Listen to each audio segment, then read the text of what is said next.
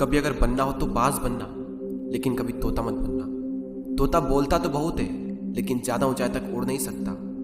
बाज बोलता बहुत कम है, लेकिन सबसे ऊंचाई पर उड़ता है और बाकी पंछियों का राजा होता है एक बाज। आज मैं आपको 5 ऐसे पॉइंट्स बताऊंगा जो कि हर इंसान को बाज से सीखना चाहिए और लाइफ की बहुत बड़ी लर्निंग है इन 5 पॉइंट्स में।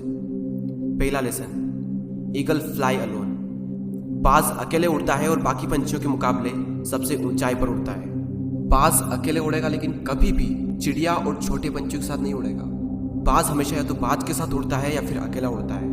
और इससे हमें यह सीख मिलती है कि छोटी सोच वाले लोगों से हमेशा दूर रहें और अकेले रहो, क्योंकि यही वो समय है जब खुद को जानने का असली मौका मिलता है।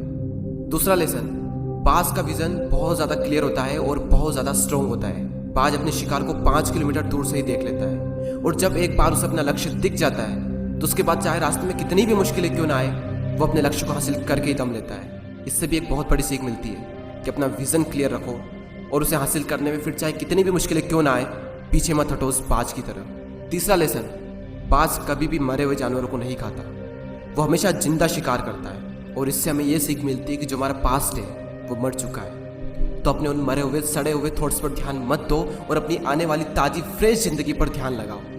अपने पास्ट की पुरानी यादें जो तुम्हें तंग करती है उन्हें वहीं रहने दो जहां पर उसकी जगह है, और तुम्हारे पास्ट की जगह है तुम्हारे पास्ट में, उसे वर्तमान में जगह मत दो। क्योंकि एक बार अगर तुम्हारा पास्ट तुम्हारे प्रेजेंट में आ गया तो तुम्हारा पास्ट तुम्हें कभी प्रेजेंट में नहीं रहने देगा। पास्ट में तुम्हारे साथ कितना भी बुरा क्यों ना हुआ हो, वो सब यादें, वो सब थॉट्स मर चुके हैं, और उस बाज की तरह बनो जो कभी भी मरी हुई चीज़ों को नहीं खाता। चौथा लेसन, जब आंधी तूफान आते हैं तो बाज बहुत ज़्यादा एक्साइटेड हो जाता है।